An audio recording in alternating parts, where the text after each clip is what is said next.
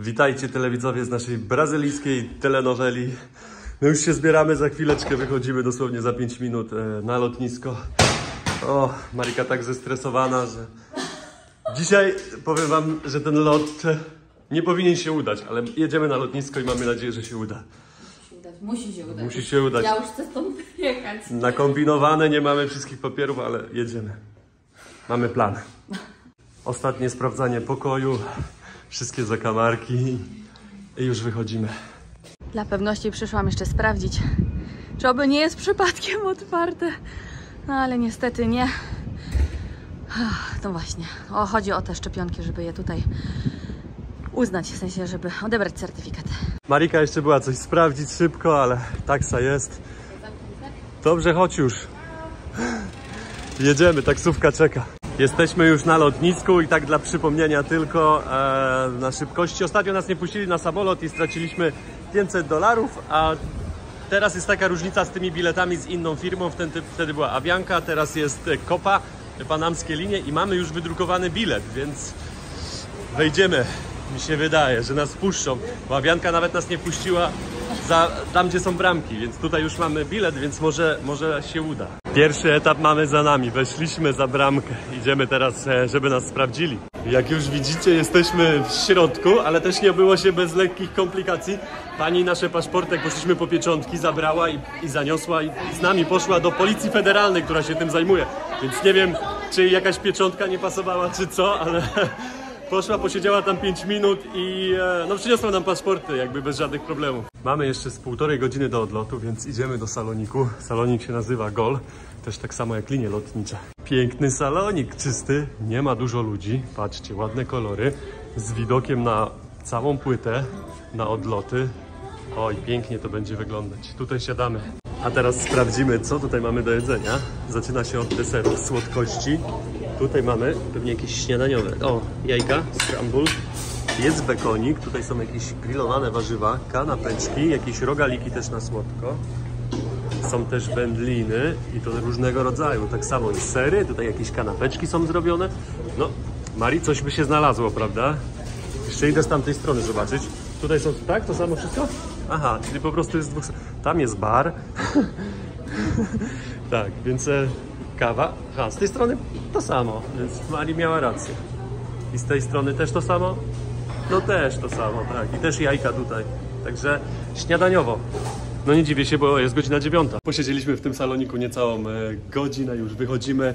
Też mam Copa Airlines aplikację, więc oni też nawet już bramkę wysłali, na którą mamy iść, że już puszczają na pokład, więc idziemy my zapakowani dzisiaj jak zwykle ładnie. Marika 3 kurtki. 3 kurtki, luzy. Chwila prawdy, moi drodzy. Ale numer. Wyobraźcie sobie, że Marika przeszła na żółtą książeczkę, która jest rozwalona w 3 częściach i nie ma ani przodu, ani tyłu, nawet nie wiadomo, że to jest moja. a ja musiałem to wydrukować. To co? Później może powiem. To co mam, wydrukowałem. Ja w ogóle musiałem biec do saloniku. Skasowała mnie 70 rieli za jedną kartkę, za wydrukowanie, ale dobrze, że to zrobiłem i pobiegłem. Jeszcze tam zrobiłem modyfikację, jak biegłem po tą kartkę. Będzie co opowiadać któregoś dnia. Ale jesteśmy, idziemy. Jesteśmy, tylko ostatni samolot odlatuje za jakieś 15 minut. Powiedziała, że Marcin ma 2 minuty. 2 minuty, jak nie przyjdzie, no to... To już zamknięte. Jeszcze tu. O, powiem wam.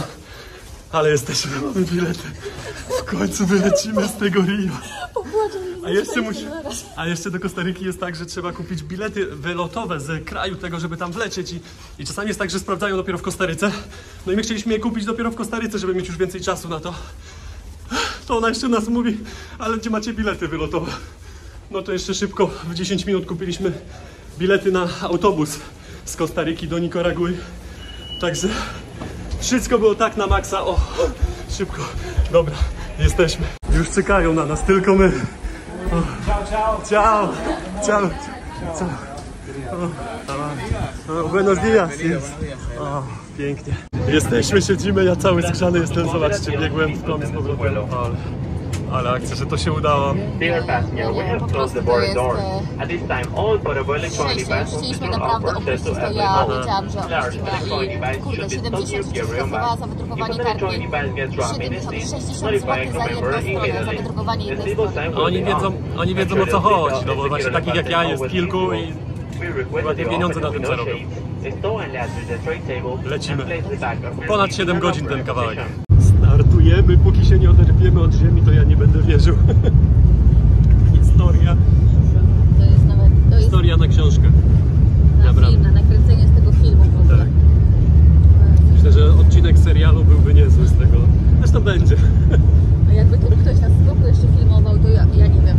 Ja tam spał, a no nie. Całą konspirę jeszcze jakbyśmy nagrali, to też byłoby nieźle. No, ale dobra, niektóre rzeczy to podniósł się. Opuszczamy to miejsce. Właśnie tak. Tak zrobiło z nami Rio. Opuszczamy to miejsce.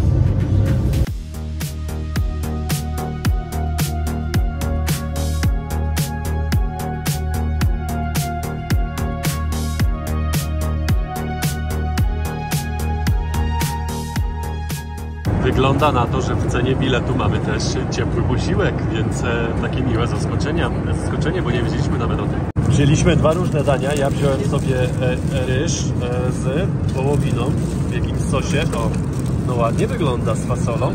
Do tego jest kanapka i tu jakaś sałatka, widzę pomidor. Mamy sztućce i Marika ma dodatki takie same, ale ma pastę z serem i oliwkami. I ładnie wygląda. Po 7 godzinach jesteśmy w Panamie, dolecieliśmy do Panama City. Ciężko wyjść z tymi plecami. Ciao. Jesteśmy. Zostajemy tutaj 3 godziny na lotnisku.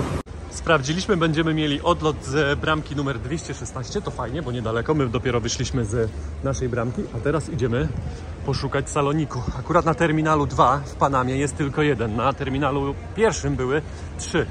No i tutaj jest, że prosto salonik. No to idziemy go poszukać. Nasz salonik jest na 1. piętrze, więc wjeżdżamy schodami. Jeszcze kawałek i będziemy. Copa Club, tak się nazywa nasz salonik. Tak, tutaj Marika. Idziemy, pokazujemy nasze karty. I jesteśmy. Posiedzimy sobie tutaj 2 godzinki. Spory, bardzo duży, ale co mi się podoba, że znowu z widokiem na płytę lotniska. W saloniku mamy taki piękny bar, jak tu nie skorzystać. Zaraz poczekam na Marikę i coś sobie wybierzemy. Stamtąd wyszedłem, tam są łazienki, pokażę wam jeszcze, co ten salonik ma do zaoferowania. Zobaczcie, to jest strefa cicha. Można sobie posiedzieć, odpocząć, żeby nikt nie przeszkadzał. Ale to nie dla mnie, ja im nie będę teraz na razie przeszkadzał. Tutaj patrzcie na to. Z kino. Można siedzieć i oglądać, taka strefa do oglądania. Są na 4 ekrany podzielone i można sobie oglądać sport, jakieś seriale. Także pięknie to wygląda. Ten bar z przodu to już widzieliście. Mari tam sobie siedzi. Tutaj też są jeszcze jakieś sale, a przejdę się szybko, pokażę wam. O, tu jest miejsce, gdzie można sobie posiedzieć na komputerze. Piękny salonik. Tutaj znowu popracować. Aha, zostawić sobie torby.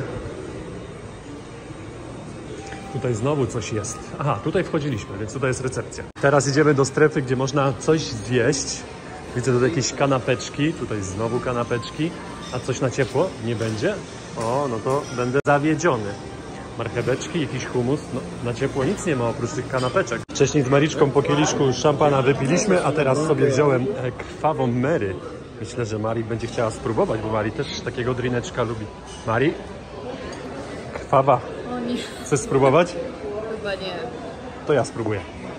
Spędziliśmy miło czas w saloniku, ale już czas iść pod bramkę, bo... O, jadą te schody? Nie jadą schody. Czas iść pod bramkę, bo zaraz nasz lot w sumie za 35 minut odlatuje, a tutaj zauważyliśmy, że trzeba być trochę wcześniej. Jest San Jose, 220 bramka, zmienili nam, ale jak widać jeszcze ludzi wpuszczają, tym razem jesteśmy trochę wcześniej po ostatnich akcjach. Serce mi biło, widziałam to, się wyświetliło.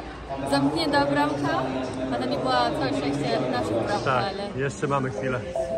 Kolejny etap za nami. Wpuścili nas na samolot, nie chcieli nic od nas, żadnych walizek, sprawdzać nic. A przed nami kilka osób, jeden musiał wkładać. Tak, miał taki plecak nawet mniejszy niż nasz, więc nam się udało jak zwykle. Został ostatni etap, bo teraz jak już dolecimy do San Jose w Kostaryce, no i tam będzie trzeba przejść tą odprawę celną i zobaczymy, czy nas wypuszczą, bo nie mamy, czy nas wpuszczą, bo nie mamy kupionych samolotów wylotowych. Biletów nie mamy, żeby wylecieć z Kostaryki, a takie obowiązują, więc nas wpuścili z tymi biletami na autobus, które kupiliśmy. Więc mamy nadzieję, że to przejdzie. Tak, i jeszcze dokumenty, które będą sprawdzać, także no zobaczymy. Wchodzimy na pokład, miejsca mamy 34, czyli to znaczy, że będziemy musieli iść przez cały samolot, aż do końca. Zaraz sprawdzimy, czy linie lotnicze Copa są przesądne. Jest 11 rząd. jest rząd 12, no i jednak są i to bardzo, to zobaczcie, to jest rząd 17 już. Jesteśmy już w samolocie na swoich miejscach i tym razem mamy siedzenie przy oknie, chociaż jedno, Marika siedzi w środku, jest przy oknie, będziemy nagrywki robić.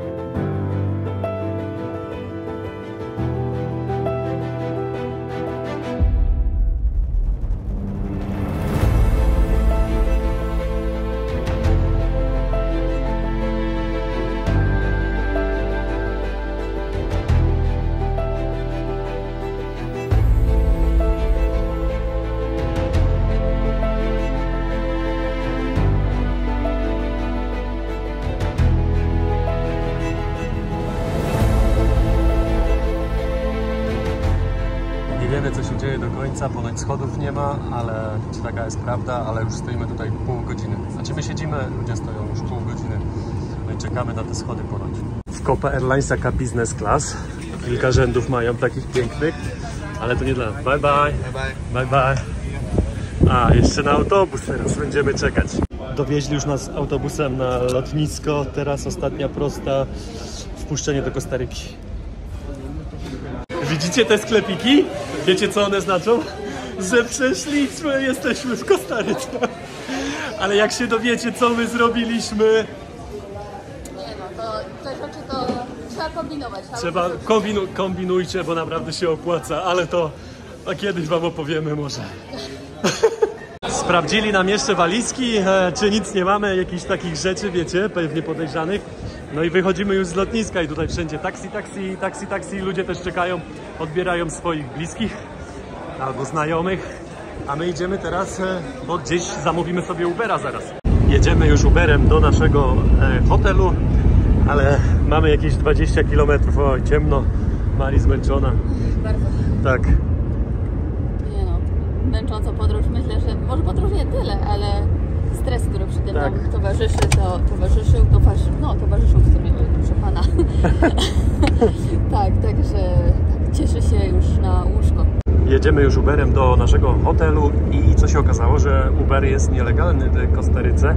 No i pan nam mówi, żeby szybko nas zabrał i mówi, że policja takich jak on wyłapuje tutaj, bo tylko można jeździć zwykłymi taksówkami. Nielegalny Uber już odjeżdża, nas zostawia, przywiózł nas tutaj po 20 minutach i my teraz mamy do odebrania kluczy w takiej skrzyneczce tutaj. Zaraz zobaczymy, czy Marika tam wykombinuje dobry kod. Będzie coś? Spokojnie. Nikt nas nie goni. To też dobre, bo jest tutaj tych kluczy dosłownie do kilku pokoi. Można wejść do każdego. Musimy znaleźć nasz. Jesteśmy już za kratami, teraz otwieramy drzwi wejściowe do domu. Tych kluczy tutaj mamy ze 3. Żaden nie posłucha. Szefowa pomocy. Jest nasz pokój. Zaraz zobaczymy, co my tutaj mamy za no niecałe 100 zł. Ładny pokoik. Ładne biurko. Pani też nam pisała, że dobry internet. Jest i fotel.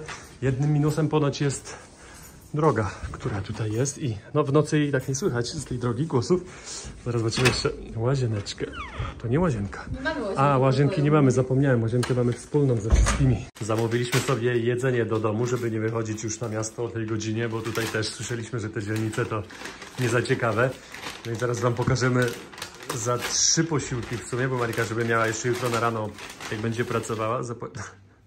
O właśnie, za takie pudełeczka zapłaciliśmy 120 zł. Kostaryka. Ale malutkie te pudełka. Ale tak napchane. Napchane, ładnie pachnie. Fajne było, bo dostaliśmy takie zapakowane pierwszy raz, może nie wiem. Też często nie zamawialiśmy z Ubera, ale w Indonezji na pewno tego nie było, że jakby zabezpieczenie przed tym, że na pewno wszystko dali i że to jest oryginalnie od... Że nikt tu nie zaglądał, tak? Tak, to jest fajne. Dobrze, okay. Wy nam życie smacznego, a ja się biorę też już do jedzenia. Ja mam coś innego. Wczoraj po zjedzeniu tych chińskich kubeczków dosłownie padliśmy, poszliśmy spać. Marika jeszcze musiała dzisiaj o 4:30 wstać, bo zaczynała swoje zajęcia, a między Brazylią a Kostaryką teraz jest 3 godziny różnicy, więc jak zaczynała sobie o godzinie 7-8 w Brazylii, no to teraz musi wstawać o 4:30. No bo jednak te 3 godziny jeszcze to robi dużą różnicę z czasem polskim, więc teraz mamy 8 godzin do Polski. A tak w skrócie jeszcze nasz wczorajszy przyjazd tutaj do Kostaryki to był ostatni moment, gdzie się obawialiśmy o nasze papiery, że będą to jeszcze sprawdzać. No bo celnik tutaj myśleliśmy, że będzie przeglądał nam wszystkie papiery, te co nam sprawdzali wcześniej. Co się okazało, oni jakby całą odpowiedzialność tych papierów, z którymi my musimy wjechać, zrzucają na kraj, z którego się wylatuje, czyli w naszym przypadku Brazylia, bo w Panamie, gdzie mieliśmy przesiadkę, to zupełnie nic nie sprawdzali, bo my nawet nie wychodziliśmy z lotniska, tylko później na tą bramkę i na bramce już nas wpuścili bez żadnych problemów. A celnik zapytał nas, czy mamy bilety wyjazdowe z Kostaryki. No to mu pokazaliśmy nasze bilety wyjazdowe na autobus, które kupiliśmy przed wejściem na pokład w Brazylii już, bo tam chcieli od nas, więc jakby nie trzeba mieć zawsze biletów wyjazdowych na samolot. Tak nam się przynajmniej wydaje, nie wiemy jakie jest w przepisach, czy on po prostu zaakceptował te autobusy i nas puścił. Nawet nie spojrzał na to, jak ja mu pokazałem ten papierek z tymi biletami. I on potrzebował tylko adres, gdzie zatrzymujemy się w San Jose, w naszym przypadku w stolicy, bo musiał wpisać to do systemu. I to też nie musiała być rezerwacja, on tylko chciał ulicę, albo numer domu, albo nazwę domu, tak jak w naszym przypadku. Także tutaj w Kostaryce wszystko poszło w 3 minuty. 3 minuty załatwiliśmy, już byliśmy za tym całym biurem celnym i zamawialiśmy już taksówkę. A jeżeli już mowa o strefach czasowych i o geografii, gdzie my podróżowaliśmy ostatnio, no to od momentu, gdzie wjechaliśmy do Nowej Zelandii, przekroczyliśmy półkulę południową i zostaliśmy na tej półkuli przez równe 4 miesiące, wyobraźcie sobie. Co oznaczało, że można czasami było tak mieć takie dni, że było widno dość długo. I przez to, że wczoraj wróciliśmy na półkulę północną i jesteśmy dość blisko równika, no to te zachody słońca będą teraz gdzieś o okolicach godziny 18. To jest ten jeden minus tropików i tych krajów, które się znajdują właśnie blisko równika. A jeżeli chodzi o ceny w Kostaryce, no to jeszcze nie znamy tutaj cen takich normalnych w sklepach. Ja teraz idę do sklepu, to będę zaraz wiedział. No ale wczoraj zamówiliśmy sobie 3 chińskie pudełeczka, takie można powiedzieć, z ryżem, jakiś ryż smażony z kurczakiem. No i za każdy zapłaciliśmy 50 zł, wyszło z dowozem, więc 40 zł. 120 wyszedł cały rachunek, więc dość sporo. I te pudełeczka też wcale nie były jakieś duże. Więc już to słyszeliśmy, Kostaryka jest jednym z najdroższych państw w tej okolicy. Widzę, że autobusy w Kostaryce podobne są do autobusów w Stanach Zjednoczonych. Też mają podobny kolor. Teraz jest taka godzina szkolna, więc te żółte autobusy może są ze szkoły. Tak bym obstawiał. W Kostaryce zostajemy tylko 2 dni. Dzisiaj cały dzień i jutro rano o 7 już mamy wyjazd do Nikaragui. Przyleciliśmy tylko tutaj z tego względu, że bilety były najtańsze i to było ze sporą różnicą, około 700-800 zł na jednym bilecie, więc dlatego była Kostaryka. Zostajemy tylko 2 dni, ja idę na zakupy, nawet nie wybieramy pieniędzy z bankomatu, bo wybranie pieniędzy z bankomatu no to też jest jakieś od 4, 5 do 6 dolarów za wybranie pieniędzy, a my na jeden dzień nie potrzebujemy dużo. Mam nadzieję, że tutaj w supermarkecie będę mógł zapłacić kartą. Pokażę Wam teraz, jakie są ceny w sklepie i pamiętajcie, że 1 zł to jest 125 kolonów kostarykańskich, a żeby łatwiej było liczyć, no to naprawdę są wysokie ceny, na przykład to jest 2000, więc każdy 1000 kolonów to jest 8 zł. A że od razu przy wejściu jest piwo, no to taki 4-pak kosztuje 4340 kolonów, to jest 34 zł za 4-pak piwa. Za to arbuz kosztuje 4,80 zł za kilogram, no to już dobra cena. Oczywiście muszą być ziemniaki na naszej liście. 9,50 kosztuje kilogram ziemniaków, no to ziemniaki nie są tanie. Z Mariką nie dalibyśmy rady w tym kraju. 15 zł kilogram cebuli kosztuje. Co ciekawe, i to nie jest spotykane w Europie, przynajmniej ja nie widziałem ani razu, zobaczcie, tutaj są jajka pakowane po 30 sztuk i za kilogram wychodzi lekko ponad 12 zł. I co ciekawe, każda paczka kosztuje inną cenę. Tu jest 4,795, tu jest 4,635, bo wiadomo, jajka też ważą inaczej. I problem rozwiązany, duże, małe jajko, prawda? No i za takie coś trzeba dać 38 zł. 39 zł kosztuje pierś z kurczaka, tutaj zobaczcie, świeże są na lodówkach. Coca-Cola kosztuje 8 zł, tysiaka za 2 litry. Za to makaron do spaghetti kilogramowy prawie 18 zł kosztuje. Te zakupy byłyby niekompletne bez tuńczyka w puszce oczywiście i za 12 zł wychodzi najtańszy tuńczyk, jaki znalazłem. Litr oleju najtańszego, w tym przypadku sojowy, 14 zł niecałe wychodzi. Tutaj widać bliskość Ameryki. Zobaczcie, mleko sprzedają na galony. Nie byłem w Stanach, ale widziałem, że takie rzeczy sprzedają też właśnie na galony w Stanach. Mleka, soki, jakieś wody. No i lekko ponad 5 zł wychodzi litr mleka. 10,40 kosztuje, no taka dość spora ciapata. 8 zł kosztuje butelka wody, jest troszeczkę większa niż 1,5 litra. 1,750. Jakbyście mnie zapytali, z jakich owoców słynie Kostaryka, to bez wahania bym powiedział ananas i kosztuje taki jeden ananas 6 zł. Tutaj te ananasy rosną naprawdę w dużo miejscach, więc ja biorę jednego. Ja już zrobiłem potrzebne zakupy do jedzenia na dzisiaj i też na jutro na wyjazd będziemy mieli, bo jutro przed nami długa trasa. Widzicie tego chłopaka w białej koszulce? No to oni stoją na światłach, widziałem już wcześniej, o, tam jest kolejny, tutaj. I oni czekają na czerwone światło, jak się czerwone światło zapala, to oni wychodzą z jakimiś tam słodkościami na ulicę, a różne rzeczy sprzedają, nie tylko słodkości. Widzę, że Subway przede mną, a Subway to bardzo znana restauracja i rozpoznawana. Ale się odwaliłem. Rozpoznawana wszędzie, zaraz sprawdzę, jakie są ceny. Jak weźmiecie sobie całą kanapkę najdłuższą, no to 43,50 złotówkach wychodzi najtańsza kanapka. Jest napisane taryfa, zobaczcie, 395, czyli 3,20 wychodzi. Pewnie jeden przejazd na całej trasie, tak bym to obczajał, ale chyba jest czerwone. Bo tutaj nie ma żadnych świateł dla mnie, więc idę, bo ostatnio to bym mnie prawie przejechał. Tu jest jeszcze jeden taki sklep spożywczy, więc zajdę, może jeszcze coś dokupię, jak mi wpadnie w oko. Zobaczcie, tutaj woda jeszcze droższa. 12 zł butelka wody. Masakra. Ten sklep za mną był w formie takiej żabki, więc jak żabka, forma żabki, to wiadomo, że ceny trochę wyższe. Za to niedaleko mojego hotelu, zobaczcie, można zjeść danie za 24 zł. 1108 zł, pamiętajcie. I jest tutaj do wyboru kilka rzeczy, czyli można z kurczaka fajitas, można inny fajitas, można też rybę wziąć taką. Nie za wysoka cena, jak na Kostarykę. Słyszę, że tu bailando. Już po pracy? Właśnie skończyłam i do rodziców dzwonię. Zero kontaktu. No tak, internetu nie ma. No o, to właśnie. fajnie. Tak wyglądają zakupy za 125 zł. Tutaj mam jakieś 2 bułki, sałata, ketchup, jajka, serek do smarowania, jakiś chips, banany, zupki, woda, kiełbasa i tutaj jest ananas. Dużo? No nie wiem. Myślę, że w Polsce podobnie byśmy zapłacili za to. I takie cuda wyszły z tego, co kupiłem. Kanapeczki z jajkiem, ze salami. Do tego ten serek smacznego, Mari. Smacznego. Mari zarobiła dzisiaj trochę pieniędzy, więc idziemy wydać. Pewnie, a co tam siedzieć w domu? Idziemy do centrum zobaczyć, a jakieś 2 godzinki sobie pospacerujemy, a później już będzie ciemno. Wrócimy do hotelu, bo i tak mamy wyjazd jutro rano, a Marika musi się wyspać po ostatnich ekscytujących dniach i jeszcze po budce dzisiaj o 4:30, tak pospacerujemy chwilę. Obok nas jest stacja autobusowa, z której odjeżdżamy. Prawdopodobnie przyszliśmy się zapytać, czy to jest ta na pewno stacja i jedziemy tą firmą Picabus do Nikaragui jutro. Jesteśmy na stacji autobusowej i nam się coś kojarzy, że my stąd odjeżdżaliśmy, bo my tutaj byliśmy 5 lat temu, ale tak naprawdę to nic nie pamiętamy stąd, to się wszystko tak działo. Próbujemy sobie teraz przypomnieć. No i widzimy, że tutaj odjeżdżają cały czas autobusy. Tam była stacja, tutaj odjeżdżają autobusy przy drodze. Mijamy już kolejny taki bazarek, owocownik. Sprzedają owoce, awokado. I to na każdym rogu można. No może nie na każdym przesadzam, ale w sporo miejscach. Jesteśmy jeszcze w sieci Claro i potrzebujemy internet na jeden dzień. Myśleliśmy, że Claro będzie działało w też innych krajach, bo tak czasami jest w niektórych krajach. My bierzemy sobie na jeden dzień coś takiego za 6 zł, 750 kolonów. Także dobra cena. Będziemy mieli na jutro posprawdzać sobie na trasie jakieś różne rzeczy w Nikaragui, bo tam też dojedziemy, też nie będziemy mieli. Tak do granicy będzie nam działało. Załatwiliśmy sprawy z kartą, załatwiliśmy sprawy z Mariki bielizną, także Marika ciągle ginie, obkupiona, ciągle majtek brakuje. Jesteśmy teraz na Mercado.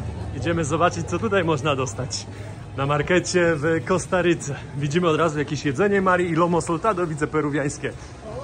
Frytki, o właśnie, to wygląda na lomo soltado. Pamiętacie? W Peru jedliśmy to często. Taki kurczak, 3,700, czyli 30 zł. Zobaczcie, macie 2 kawałki kurczaka, frytki. No, mi się wydaje, że nie aż taka wysoka cena jak na te warunki. Te kuchnie, bary wyglądają troszeczkę inaczej niż w Peru, ale też w takim samym stylu zrobione, że się od razu je przy jakby kuchni, od razu widać, jak panie tutaj szykują. Także taki klimat ja lubię. Spóźniliśmy się na ten market, jest po godzinie 17, już większość tych jest zamykana. Niektóre już są zamknięte, zobaczcie, panowie też tutaj swoje warzywa już zbierają. Tam lodówy też już pozamykane. O, panie też już pakują tutaj rybny sklep. O, nie tylko rybne, jest też mięsny. No ładnie te ryby wyglądają. Jak już wiecie, my jesteśmy smakoszami kawy i najpierw postanowiliśmy wziąć kawę, ja biorę sobie espresso, czyli taka, wiecie, surowa kawa, Marika bierze cappuccino, a później od razu tutaj wypalają swoją kawę I Marika już wybrała dla nas jedną, czyli tą najtańszą bierzemy. Nie no, albo tą na tańszą, to spróbujemy, albo jeszcze tu gdzieś jest specjalna do espresso. Z tamtej strony. Tutaj jest. Tak, jest. Pani mówi, że no, ta jest dobra. Więc jeszcze sobie tutaj zastanowimy i pewnie wybór padnie na to. Także tak, siadamy sobie tutaj fajnie od razu. Telewidzowie, wielkie dzięki za postawione wirtualne kawki. Teraz pijemy za wasze zdrowie. Mocna. Dobra. Mocna. Opisz ją smaku, gorzka, wytrawna. Gorzka trochę smakuje jak gorzka czekolada, jakbyście jedli taką czekoladę 90-100%. To mocna. Dałem trochę cukru, ale nadal. Filiżanka espresso kosztuje tutaj 8 zł. A Marika ma jeszcze taką cappuccino, ale jeszcze nie będę jej tutaj podpijał. Patrzcie, jak pani pięknie zrobiła. No już biorę się do spróbowania. Bierzemy tą kawę i pan zaraz nam ją tutaj... Aha. I pan nam tą zmieli, tylko musimy wybrać, do czego będziemy używać. O, mamy aero. Aero mamy.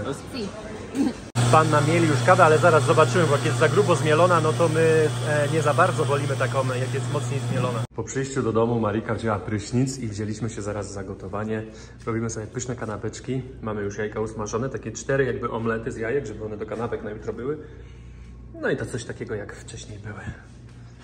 Będziemy musieli liczyć to jedzenie, bo nie mamy za wiele, a nie mamy też kasy, żeby cokolwiek kupić, więc będziemy musieli czekać, aż dojedziemy do Nikaragui i wybierzemy pieniądze z bankomatu. Chyba, że tutaj w wielu miejscach zauważyliśmy, że też można płacić już kartą. To też z tego, co kojarzę, to tak wcześniej to nie było popularne. Więc być może gdzieś tam uda nam się coś złapać po drodze. Ale... Ja obstawiam, że u tych takich lokalnych może być gorzej z płaceniem kartą, to nie tak jak w Brazylii, ale... Dzisiaj na bazarku w niektórych można było płacić, tak? Więc zobaczymy. No właśnie. Zobaczymy, jak będzie. Na pewno nie jak w Brazylii, ale może uda się. Tak jak ja prawie w ogóle się nie stresuję w podróży, tak wczoraj przez to, że musieliśmy kombinować i było to jakby na naszą odpowiedzialność, no to lekki stresik był. No nie będę ukrywał, ale na szczęście wszystko się udało, jesteśmy już w Kostaryce. I to jest ten moment, żeby dać teraz suba, dać teraz lajka, jeżeli Wam się podobało, jeżeli lubicie nas oglądać. A ja dziękuję Wam za oglądanie, dziękuję Wam za Brazylię. Choć z Brazylii nie było dużo tych nagrywek, bo postanowiliśmy tam się trochę też wyluzować. Także wielkie dzięki za oglądanie i do zobaczenia w następnym odcinku. Trzymajcie się, cześć!